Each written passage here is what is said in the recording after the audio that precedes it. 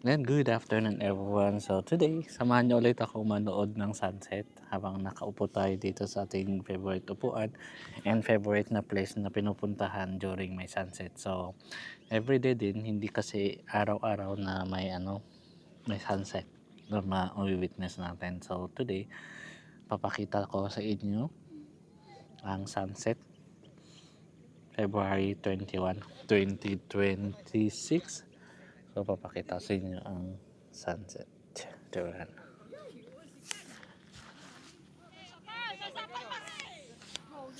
So may mga kasama na tayo dito na nanonood and dito nga ang ganda ng sunset, ang ganda ng kapaligiran. Makikita nyo. Yung raas dito yun. No? So ayun.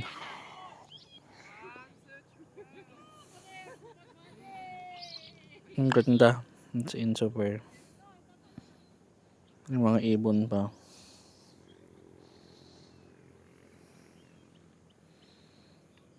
Yan yung sunset natin ngayon. Magre-reflect lang tayo ngayon. Maupo-upo, relax and chill.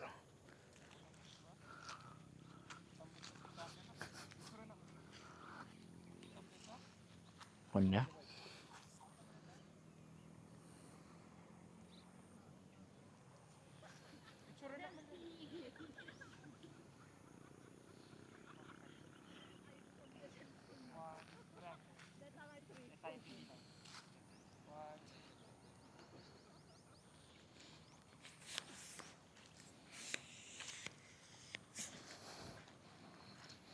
Yan, kung makikita nyo, may mga kasamahan na tayo dito tumatambay.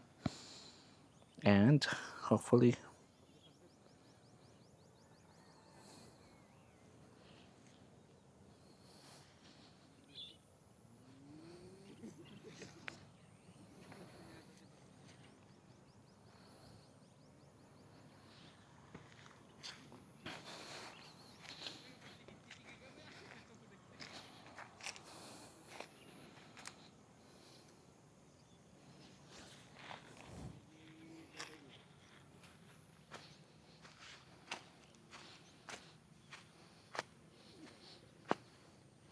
ang ganda. As in, ang ganda.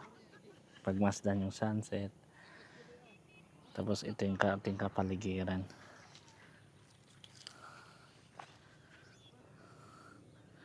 It's really beautiful Saturday.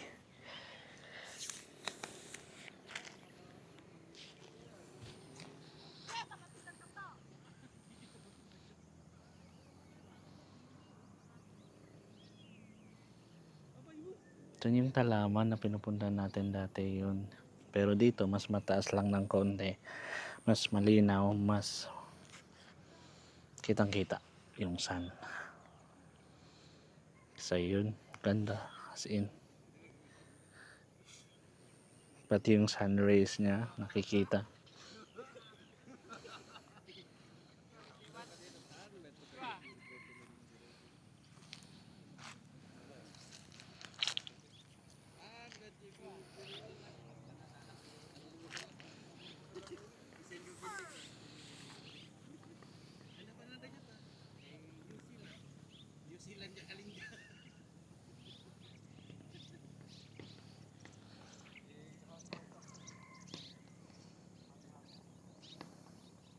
Ganda.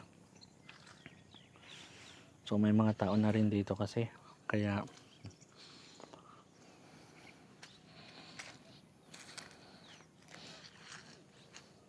as in super ganda.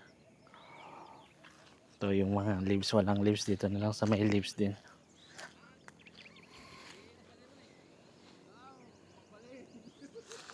Alright.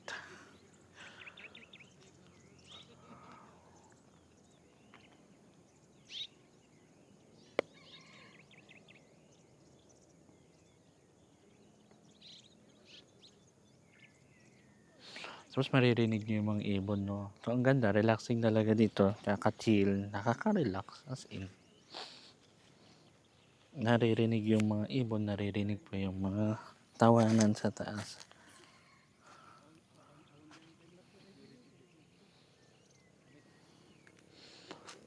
As in, super ganda. Super ganda, wala akong masabi. Sa super ganda niya, speechless na tayo. Next siguro puntahan din natin doon yung sa may baba.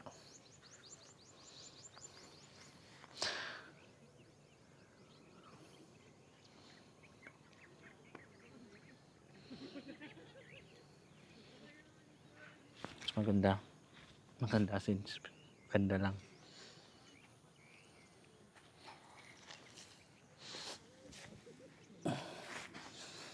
So ayan, naupo muna tayo dito. Manonood lang ng sunset. Ikaw, ano po ang kung nakaabot ka dito, ano yung magandang sunset na nakikita mo? Di mo kailangan pumunta ng beach para makakita ng sunset. For me, okay lang sa atin. Simple lang.